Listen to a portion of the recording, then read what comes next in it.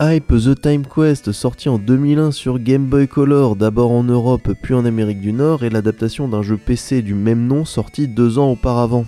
Et pour l'anecdote, sachez que j'avais ce jeu PC quand j'étais petit, mais j'y ai quasiment pas joué. Et si jamais ça vous intéresse d'essayer la version PC, elle est disponible en abandonware. Mais concernant la version Game Boy Color, je l'ai découvert pour les besoins de cette chaîne en même temps qu'un autre jeu Playmobil dont j'espère pouvoir parler dans pas longtemps. Mais le jeu qui nous intéresse, lui, a été édité par Ubisoft et développé par Planet Interactive, qu'on avait déjà vu pour le jeu Titeuf, et surtout pour Spirou la panique mécanique, qui va me permettre de faire pas mal de parallèles aujourd'hui. Mais avant de faire des parallèles, on va parler du jeu Hype the Time Quest, dans lequel on joue Hype, un gentil chevalier qui est renvoyé dans le temps par un grand méchant, et il va être aidé par un gentil magicien pour aller péter la gueule au grand méchant. Le scénario est ultra basique, mais on s'en fout, c'est un jeu vidéo. Et niveau gameplay, c'est ce qu'on appelle un gros gâchis. Parce que je veux dire... On vous dit que vous avez une ville principale dans laquelle vous pouvez choisir le niveau dans lequel vous commencez, et ce niveau dans lequel vous êtes, ça va être plutôt du puzzle platformer, et le tout dans un univers d'heroic fantasy. Forcément que vous vous dites que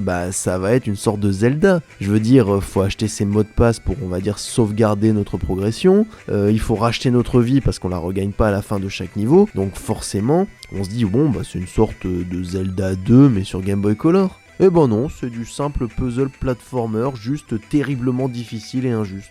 Parce que oui, on pourrait se dire, c'est un jeu Playmobil, et surtout à l'époque, Playmobil c'était plutôt conçu pour les enfants, donc ils ont fait un jeu simple. Bah non, le jeu est vraiment pas facile. En dehors du fait qu'il y a pas mal de petits pièges un peu débiles et que le côté labyrinthe des niveaux fait qu'on a vite fait de se paumer et de perdre inutilement des vies, les vies on en récupère quasiment pas dans les niveaux. Je veux dire, le seul moyen quasiment d'en récupérer c'est d'en racheter, donc en plus il faut faire super gaffe aux pièces qu'on récupère dans les niveaux, mais en plus on va dire ce qui est les vies autres que la barre de vie, je crois que j'ai dû trouver une fois dans un niveau à la toute fin, sinon une fois que vous avez perdu quasiment toutes vos vies, c'est râpé, serrez les fesses, jouez comme un dieu parce que sinon vous verrez pas la fin du jeu. Niveau gameplay, c'est de l'ultra classique et on sent que c'est le même moteur qu'avec Spirou la panique mécanique sorti 1 an avant. D'ailleurs c'est un petit peu dommage, je trouve que graphiquement le jeu est beaucoup moins abouti. Par contre niveau gameplay, je dirais qu'ils ont quand même pas mal peaufiné. Même si je me plains de la difficulté, globalement c'est quand même plus facile. Et surtout, si vous vous en souvenez bien, dans Spirou la panique mécanique, je me plaignais pas mal des combats de boss qui étaient terriblement difficiles. Ici, ils restent pas évidents, mais ils sont bien plus équilibrés, différents et plutôt agréables d'une certaine manière. Et pour le coup, il y a une petite phase un peu originale où on est à dos de dragon, souvent juste avant un combat de boss qui conclut chaque époque dans laquelle on joue, et ça fait une petite partie shoot 'em up qui est un petit peu sympathique, bien que très rudimentaire dans le gameplay proposé.